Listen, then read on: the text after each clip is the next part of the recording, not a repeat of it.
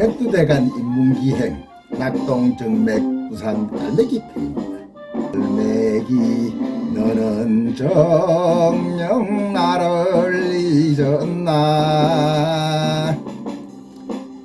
부산 기장 해운대 영도 아대포 해안을 따라 고양이 울음소리를 내며 꼭 파수꾼 모양 부산을 지키는 새가 괜히 갈매기. 바다새지만은 아대포 오른대 낙동정맥의 기점에서부터 낙동강을 따라 내로 깊숙이 날아다니며 부산을 지키는 태세로 유명합니다. 부산 사람들에게는 고깃대를 알려주는 길조이며 늘 자신의 보금자리를 지키고 희망과 미래로 뻗어나가는 역동성을 상징하는 부산의 새이기도 합니다. 부산의 해안시를 지키는 텃세 갈매기는 여러모로 부산 사람을 닮았습니다. 일단 두 마리 이상 모이면 좀 시끄러운데 암술적이 깊고 새 중에서는 고기 드물게 어디가 있다고 알려져 애향심, 우정, 사랑 바탕으로 하는 부산 사람들과 잘 어울리는 새입니다. 부산은 한반도 남방 문화의 들머리이며 북방 문화와 조화를 이룬 K컬처 한류가 태평양으로 나아가는 기점이기도 합니다.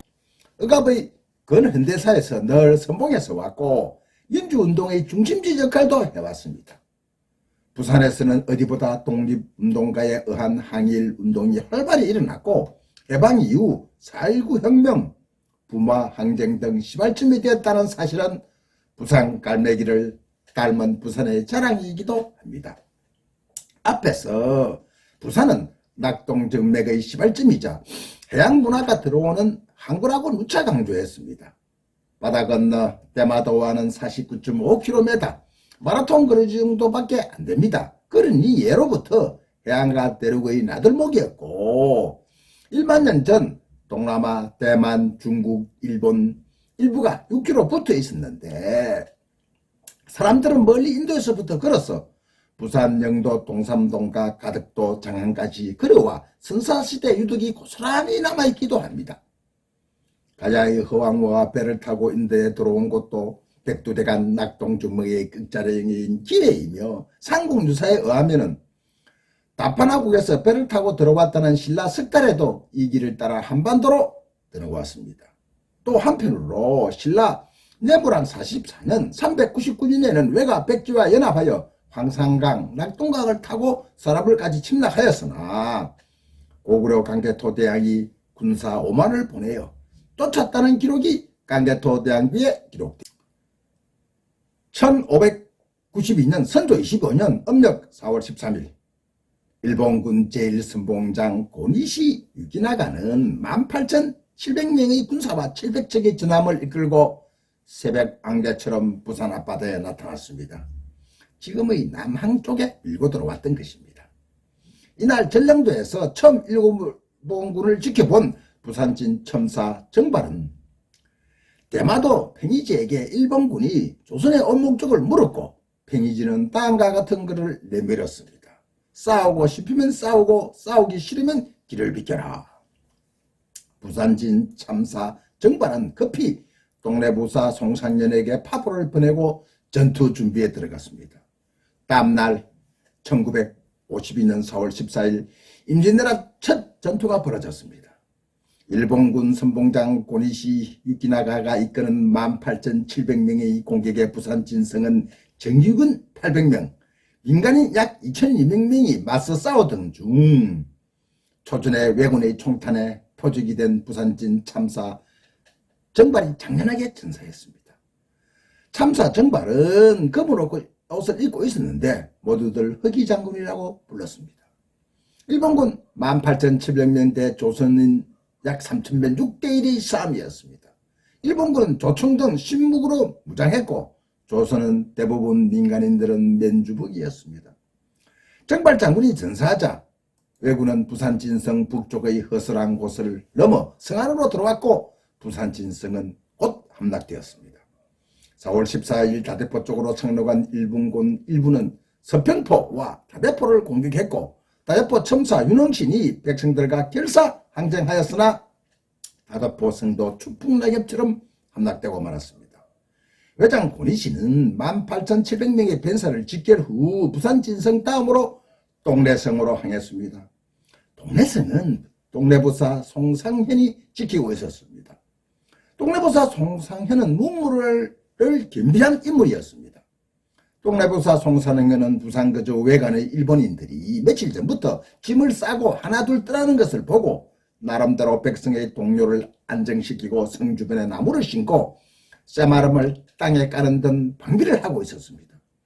당시 조정에서 일본군이 공격한다는 소문이 난무했지만 모두 유언비어라 지부하며 백성의 동료를 막는 데 치중하고 있었습니다.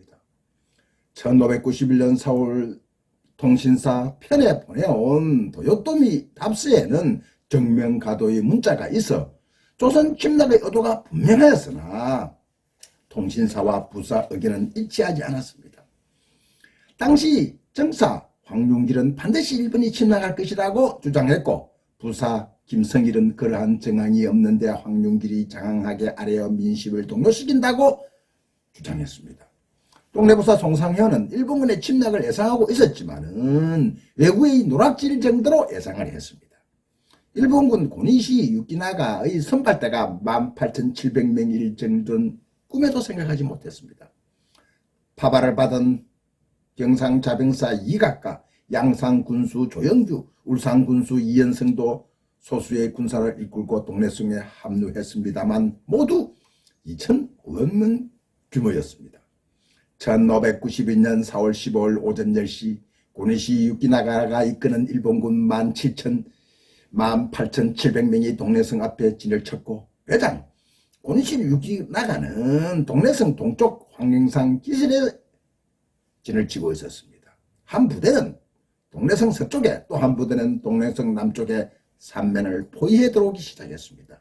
왜군 18,700명의 군사를 보고 동래 자병사 이각은 바로 북쪽으로 도망치고 말았습니다.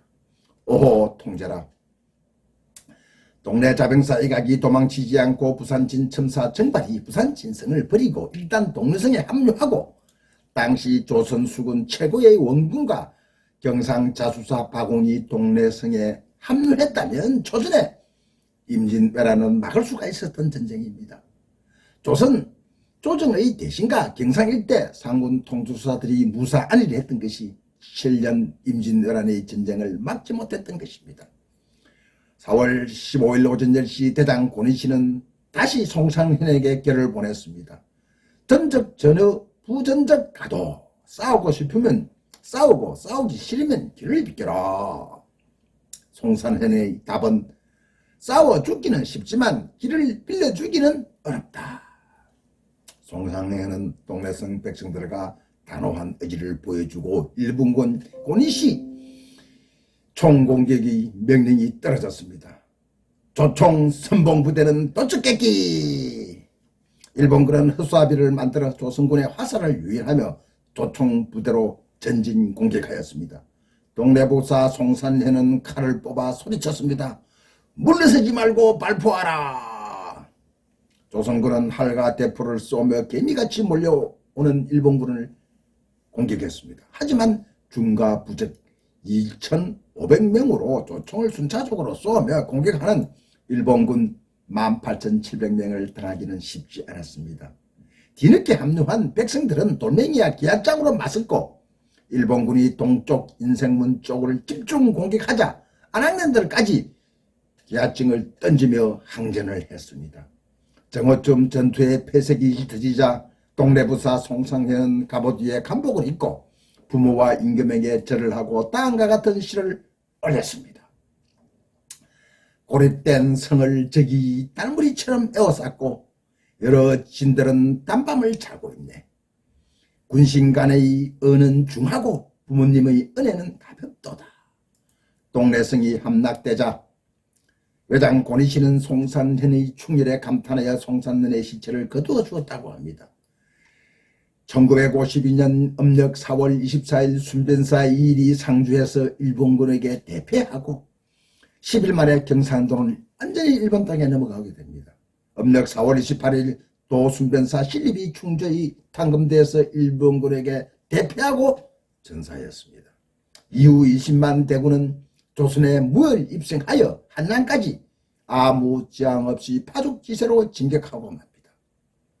끝까지 부산을 위해 싸운 부산신 참사 정반, 다대포 첨사 윤흥신, 동래 부사 송상래 길을 연 부산 갈매기에게 응원을